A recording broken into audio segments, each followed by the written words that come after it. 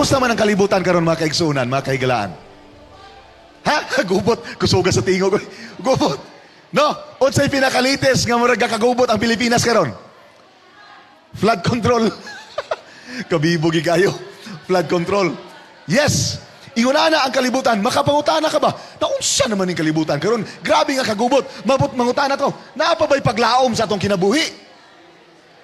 Ha? Naapa ba'y paglaom sa inyong kinabuhi? Ay, amen. Grabe. Mga kapaglaom, those who are watching online, kung naalang unta mo dire, ma-feel ninyo ang grabing energy sa itong mga participants nga na-adire karon. Grabe, pag-ingon na kung naipaglaom na Bisa sa taliwala sa mga problema, abi ninyo mga kapaglaom, palangga kay sa Ginoo. Kay gitagaan ka og giya. Ako, ikaw, kitang tanan, gitagaan ta og giya sa Ginoo.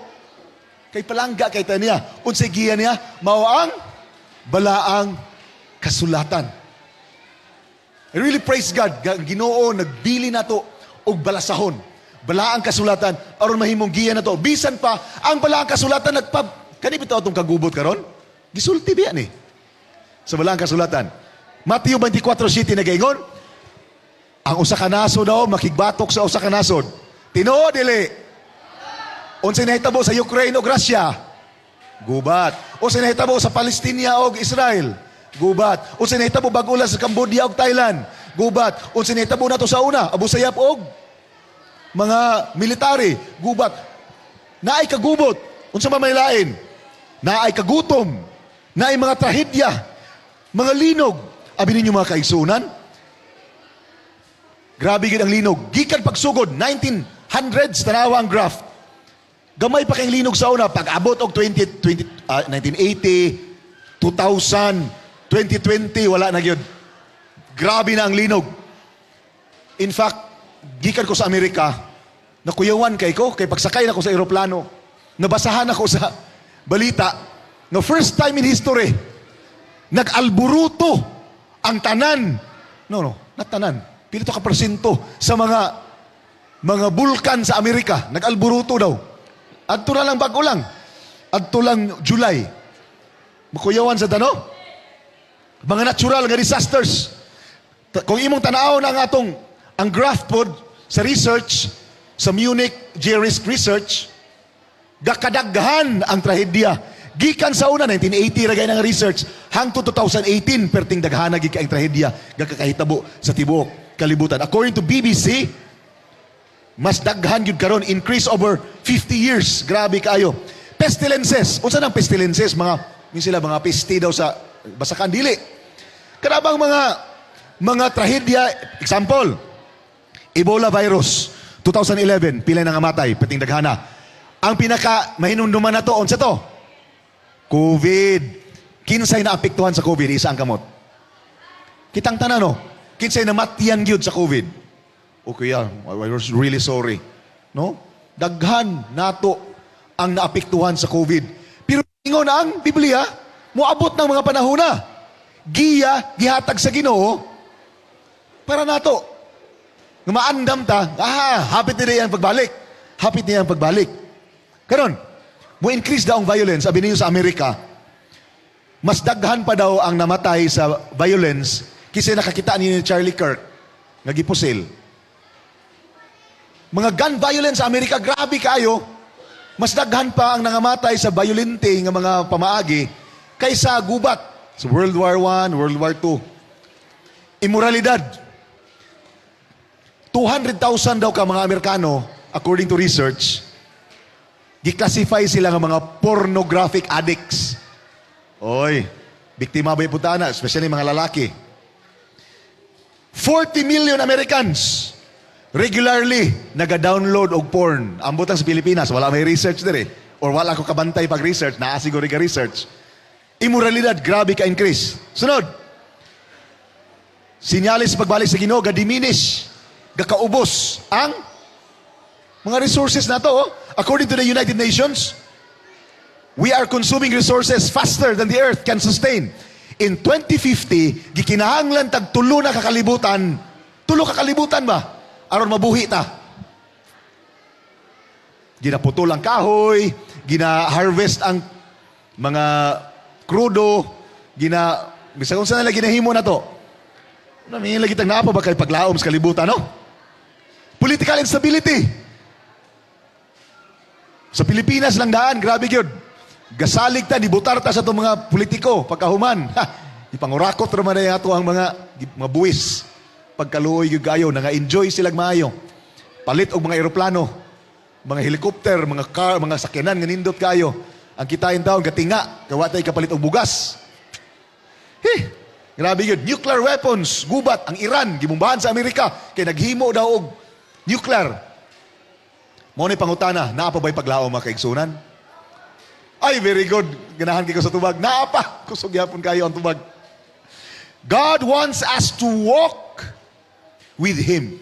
Nga maglakaw ta kuyog niya, latas ani. Nga mga kalisdanan sa kinabuhi. Magubat man, lakaw ta kuyog sa Ginoo. Maguban ta niya. Mga purdoy man ta, lakaw ta kuyog niya.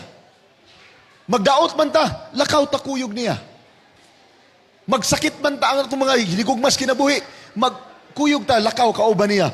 Palangga kita sa Ginoo makaigsunan, gitagaan ta niya giya, unsaon, paglakaw, kuyog niya. Sa atong Diyos gagialagaran. Mao na atong giya, unsa man ang gihatag sa Diyos, be? Palangga kita sa Ginoo, gitagaan ta giya, unsa man ang gihatag nga aron giya.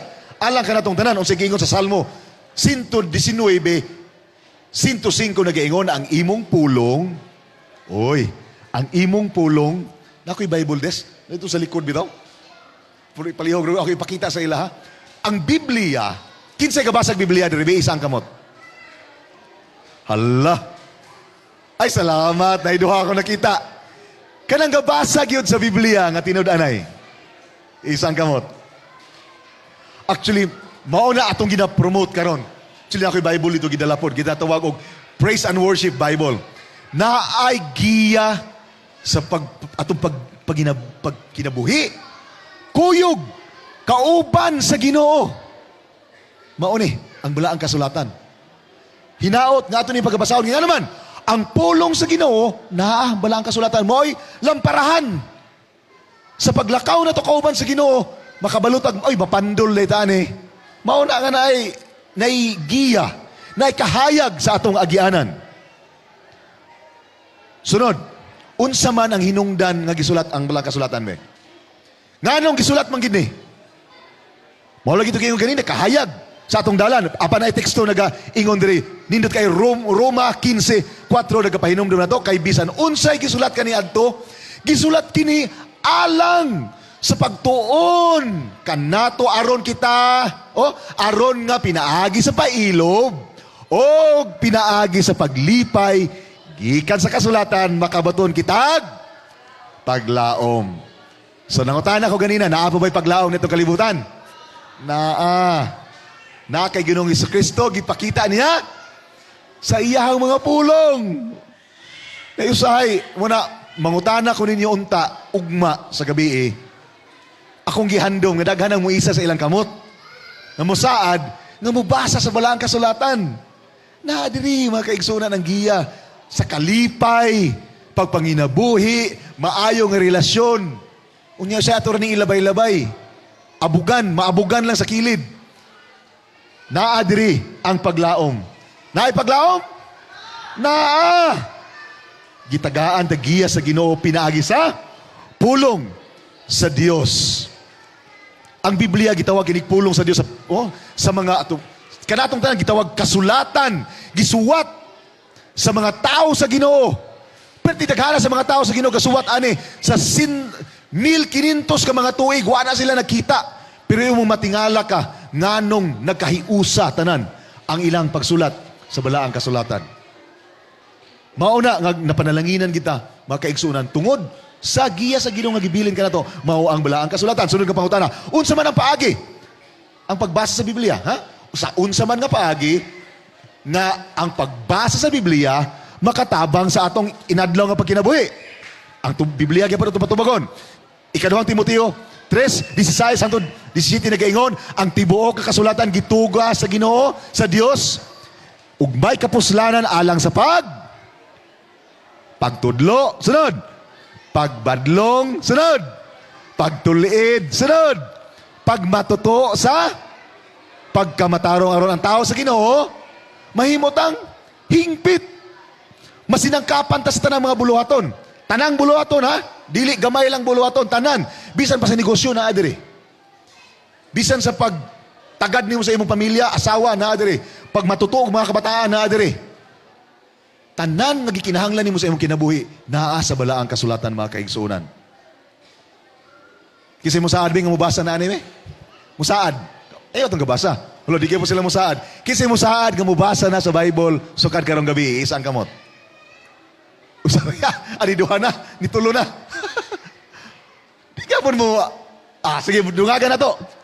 Unsa, sunod ka pangutana, unsaon man na to pagtagad ang Biblia? Una, tunaan. Unsa giingon sa balang kasulatan? I-examine na to niyo sa giingon sa balang kasulatan. Buhat 17, 11 nagapahinom daw nato nga sa adlaw-adlaw magatuon kita sa balang kasulatan. Pagsusi kung tinuod bagyod ang ginasulti. Mao ni akong giingon sa inyo. Kini atong seminar karon nga ginahimo diri. Ayaw mugtuo nako. Ayaw mugtuo sa atong speaker ugma. Atong speaker ugma hangtod sa Biyernes, hangtod sa Sabado, Indonesian. Gikan sa Indonesia. Nihatag lang ko karon og opening night lang ni alang kaninyo. Pero makiguban gyapon ko ninyo sa tibuok semana. Naamit na Hope Channel. Pero atong main speaker gyud gikan sa Indonesia. Pero akong giingon sa inyo, ayaw mugtuo niya. Ayaw mugtuo niya. Ayaw mugtuo nako. Tanan ang giyawit nako dire kung naoy mga cellphone picture eh. Pag-abot sa inyong balay, tanawa inyong Biblia kung tinuod ba ang amo ginasulti.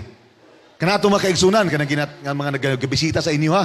Naghatag og Bible study pagtuon sa Biblia, ayaw niyo tuhui. Paminawa lang, tanawa. Dayon kung tinuod ba ilang gisulti, kay daghan kay mangingilad karon nga gamito ni. So bisan na kani akong ginasulti karon. Moy ang Biblia po nagingon. Adlaw-adlaw imong tun-an susiha kung tinuod ba ang gisulti. Tinuod ba ang gisaysay? Tinuod ba akong ginasulti dinhi? Sunod. Human nimo pagkatunan imong kinabuhian. Experience it. Kung sige ingon sa teksto, Matthew 4:4 nagaingon, nahisulat na ang tao mabuhi, dili sa tinapay lamang, kundili sa matag pulong nga magagawa sa baba sa Dios. O say, pulong gagawa sa baba sa Dios. Kani. Makigsulti ang Dios ato pinagi sa itong pagbasa sa balaang kasulatan. Sa Biblia, mga kaigsuunan. Maabli ang atong mga hunahuna. O magkinabuhi ta, nga makaingon kaya ang Biblia, nga dili lang ang rice, mahinungdan mabuhi ta. Dili lang ang bugas. Dili lang ang sudaan. Apan, ang espirituhanon nga pagkaon, gikinahanglan, ginato na mga kaigsuunan. Tingali bitaw, naamoy mga problema sa kinabuhi. Makaingon mo nga, ngano naman ginioy, nga akong bana sige magpangabit, o nganong sige magkukalugi sa negosyo, o nung sa mga gini akong anak, buliyagon man kaayo. Tingali ba mga kaigsuunan, ang kulang nato kani. Di mo kumuingon nga tanan nga nagbasa ani perfecto ilang kinamuhi, dili. Apan, adunay paglaom nga imong makuha nga anaa dinhi, nga dili masabtan sa tao. Makaingon ang tao ba nga, hala, unsa man ning tawhanan eh? Bisag nalugi na sa negosyo, nganong malipayon man? Nganong dali man niya madawat ang kamatayon sa iyang anak? Nganong dali man niya madawat bisag binuangan sa iyang asawa? Ngano man, nga maayo man gyapon niya pagkinabuhi, wala man siya na-depress. Tungod kay gabasa siya sa balaang kasulatan og nagampo siya, nagsalig siya sa Ginoo. Sunod, unsaon na to pagkinabuhi, kauban, paglakaw kauban sa Ginoo, pinaagi sa pagbasa sa balaang kasulatan, atong ikalipay. Kinabuhian, tun-an og ikalipay na to. Malipay ta, oy. Abi ninyo, kabantay mo nga giatake ginigmaayon ni Satanas. Ang mga eskwelahan sa Amerika, ginatanggalan na nila, oy, dapat wala na pagtuon sa Biblia, wala na 10 Commandments, wala na ng tanan. Kinsa may relihiyon karon nga ginaatake ginigmaayo sa Satanas. Di ba Kristyanismo? Si Charlie Kirk, di magikumuuyon sa tanan niya mga ginasulti. Pero ang pagbarog niya sa kamatuoran, nga magsunod yun ang Amerika sa balaang kasulatan, sa hinungdan, o sa inahitabo niya, gipusil. Wa nalipay ang yawa mga kaigsunan sa mga tao nga magsunod ani. Nga naman, mamalipayon mangguga. Kung naan ikalipay. Ang giingon, Jeremias 15:16 na giingon, ang imong mga pulong, hikapalagan, o gikaon ko sila. Gikaon yun ha? O ang imong mga pulong kanako, mao'y kalipay, o pagmaya sa akong mga kasing-kasing. Ikalipay yun na. So kung kinsa may nagbasa, pangutanan na po ko, isa ito nagbasa, isa itong kamot, duha, tulo. Kaya, nahurot na nimong Biblia? Wala pa po. Pero kapila kagabasa sa kaadlaw. Kada adlaw. Katulo. Sa kaadlaw. Wow. Muna akong ginahangyo nga atong basahon ang balang kasulatan sa kinasing-kasing gayon. Sa pinaagi sa balang kasulatan, atong makapalagan o masabtan kung unsa kadako ang gugma sa Dios. Nganhi ka nato. Abi ninyo. Malipay biya ko kanabitong Semana Santa. Kinsa may gaapil niyo Semana Santa diri isa ang kamot. Isa ay kaulaw. Di ba gina-remember ang kamatayon ni Jesus? Grabe iyang pag-antos, di ba? Gugma na, sister. Sa iya, iyang gihatag sa tuwa. Kita nga kalibutan, kita nga mga tao, wa kitay pulos. Pwede ra gid siya maghimo og laing tao. Laing kalibutan. Pwede ra niya litkan, ay nakasala man ni mga tawhana. Litkan. Pak! Unya, himo tag laing tao. Kanang mga buutan. Pero ang Ginoo wa na niya buhata. Tungkay gihigugma ta niya. Muna ang Semana Santa kasilibrar na. Ang iyang kamatayon gugma na alang kanato. Nya pangutana unsay sukli nato sa iya, sa iyang gugma kanato. Unsay gihimo na sige, unsa may gihatag sa Dios. Mo na ning gisulti na ko ganina no? Og hilabihan ang paghigugma ko sa imong kasuguan. Ingon ni Salmista David. Gipalandong daw niya. Tibuok adlaw ang pagbasa ni ini. Giya sa atong pagkinabuhi. Isa ang sugo nga imong makita dire. Mo'y usa ka lamparahan sa akong tiil. Suga sa akong agianan. Ha! Grabe yun. Sa mga panahon nga daw ngit-ngit atong kalibutan, atong pagpanginabuhi, problema sa panimalay. I really encourage mo na naamo diri karon.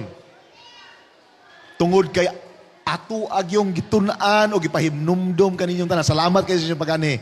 Hinaot nga inyong mahilumduman kanunay. Nga ang Ginoo na higugma gayud kanatong tanan. Og anaay balang kasulatan nga mo'y magpahinumdum nato. Pagsunod nga pangutana, unsa man di ay ang gikinahanglan nga prinsipyo sa kasuguan sa Dios? Sulod ni ini, sulod ni ining balang kasulatan mga isma, ang kanang napulo kasugo mga kaigsunan. Kung matuman bitaw na sa tanang tao, laliman muna, kahayahay sa itong panimuyo. Walay kagubot sa itong palibot. Walay gubat. Walay mamutbot. Walay mangawat. Walay mga bit. Tinuod bitaw. Pulo ora na. Pulo ora na kabuok. Pero unsa man di ay ang gikinahanglan nga prinsipyo sa kasuguan sa Dios nga makita sa giya, nagihatag sa Ginoo nato ang balang kasulatan. Unsa man? Sunod, Roma 3:6 nagaingon ang gugma dili mo himog dautan ngadto sa silingan. Ha? Busa, ang gugma mao ang katumanan sa kasuguan. Moingon sila wala na lagi kasuguan, sir. Kay gugma na lang. Tinuod bitaw. Tinuod ba gyud? Naagya po ng kasuguan. Kay ang gugma daw nimo sa imong isig katawo nga dili nimo pasakitan ang imong silingan. Mao na ang katumanan sa kasuguan. Mao bitaw nang mahadlo ka mo patay. Kinahigugma ka sa imong isig katawo, nituman ka sa sugo. Tinuod, di ba? Napag yun. Juan 14:15 nagaingon. Kung nahigugma ka mo kanako, kinsa nagingon na ni? Si Ginoong Jesucristo, ang Dios. Kung nahigugma nato sa Ginoo, bantayan nato ang sugo. So kung wata nagbantay sa sugo, wata nahigugma sa Ginoo. Kung wata nahigugma sa tong silingan, nagsupak ta sa kasuguan. So ang kasuguan mao ni. Mingon sila nga duha naman lang gug kakasuguan, tinuod bitaw. Duha na lang, gugma sa Ginoo o gugma sa tao. Pero wala na gibungkag. Naara gihapon, mo na itong pagatunan.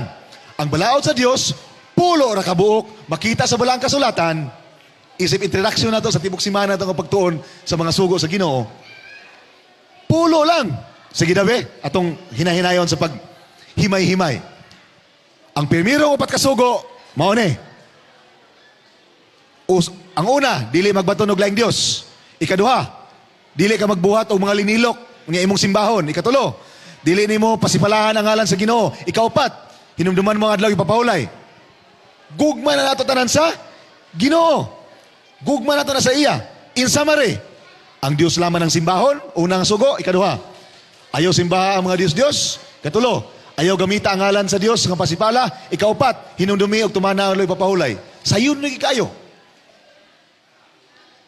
Gugma na to sa Ginoo. Una, mo na usa ka parati sa sugo. Sunod, ikalima, unong, pito, walo, siyam, ug pulo. Tahoro nimo yung ginikanan. Kung tanan katahod sa ginikanan, wa tay problema sa panimalay. Dili ka bupatay, dili ka napaw, di ka mangawat, di ka magsaksig, di ka mamutbot, di ka magsaksig bakak sa imong silingan. Di ka maibog dahil unsay naa sa imong silingan. Iyang asawa, unsa pa na, ang iyang sakyanan, ayaw ibugi. Kay mao man hinungdan. Naibog ka sa asawa sa imong silingan, gikabit nimo, naduha na sala.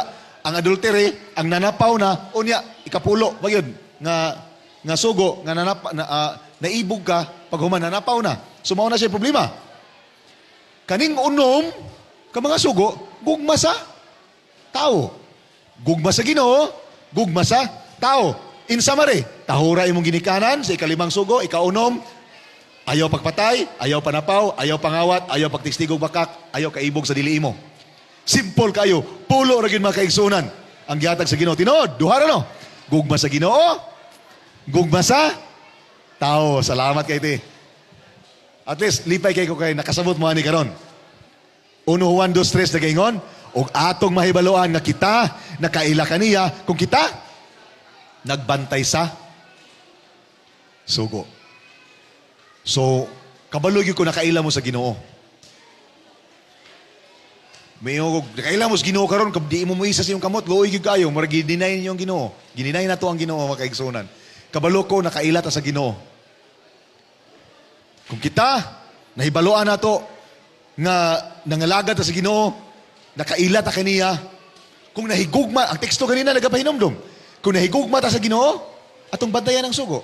Karon kung nakaila ta sa iya, atong bantayan ang mga kasuguan. Pangutana karon, bugat ba?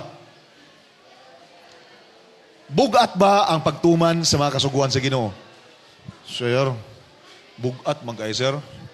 Di man na matuman, lisod man kay tumanon. Lisod ba yun? Lisod? Sure ka? Atong susiyon. 1 Juan 5:3, nagapahinomdom na to. Ha?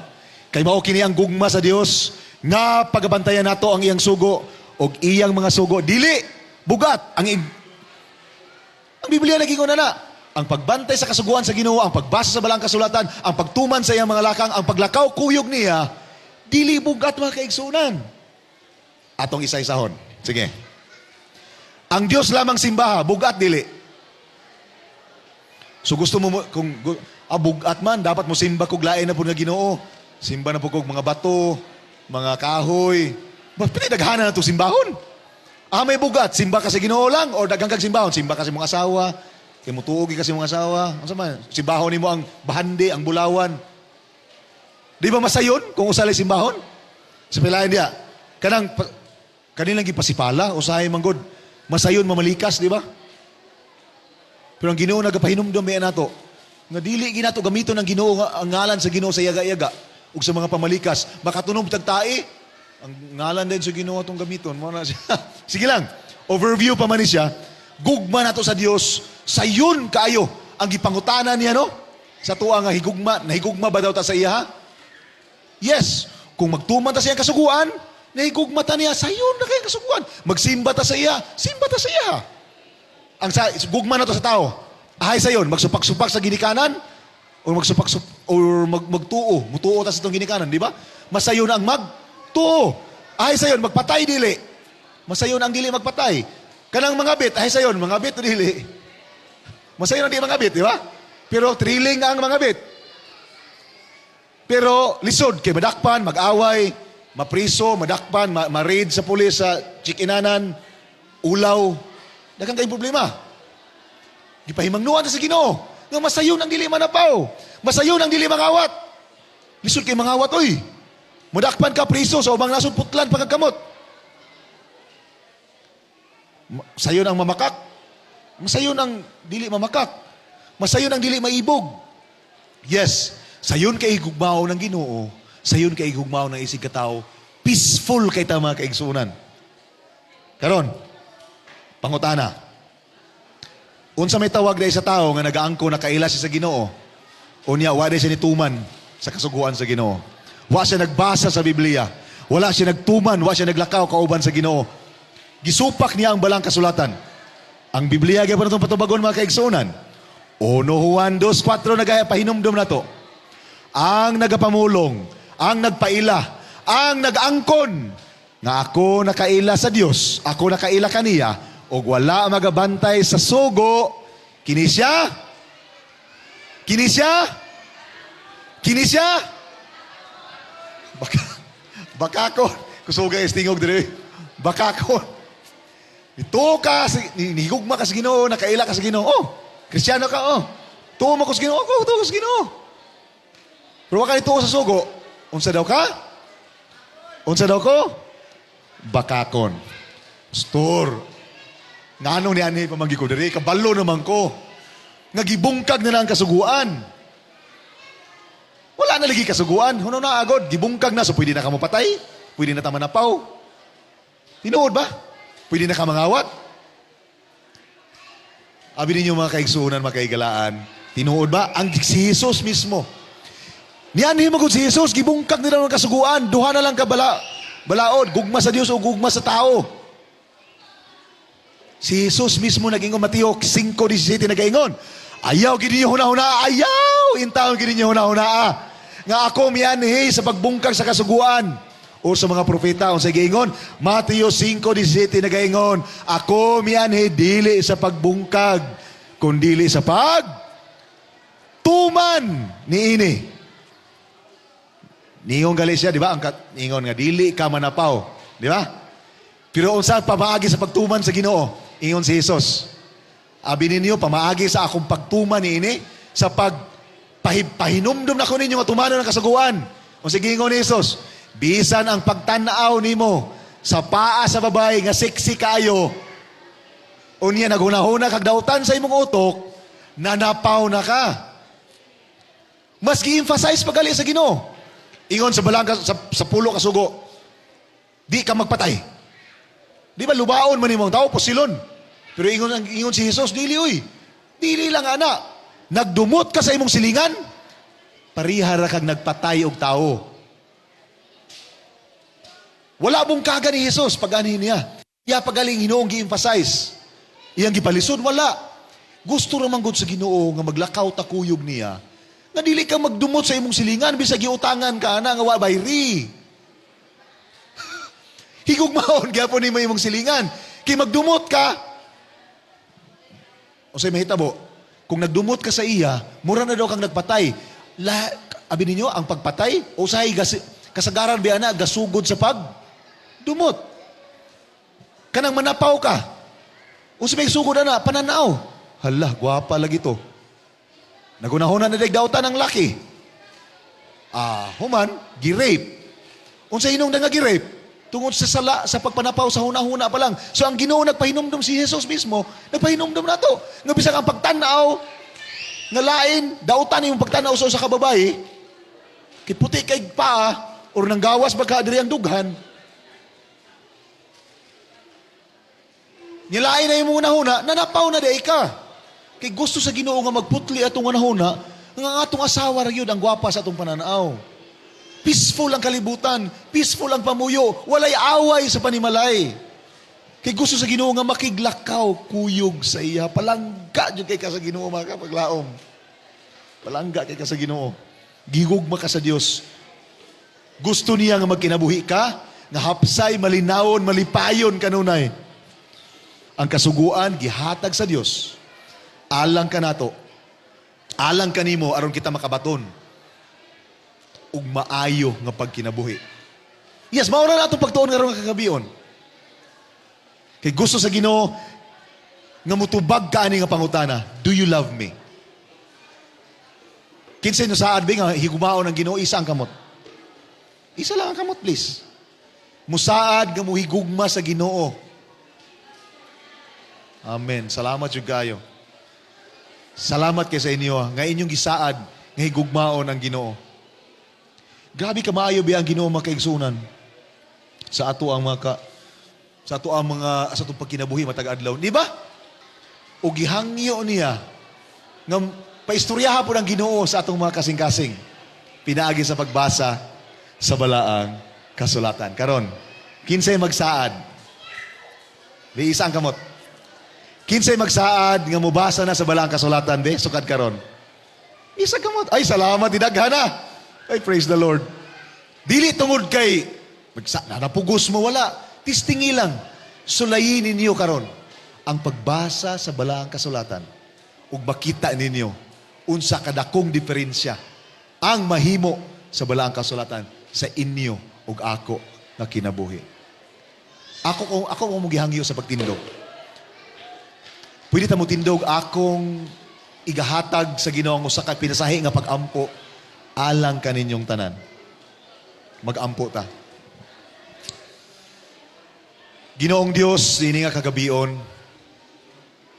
aniya ang among makahigalaan, mga giimbitar, niya niya sa mga tubangan.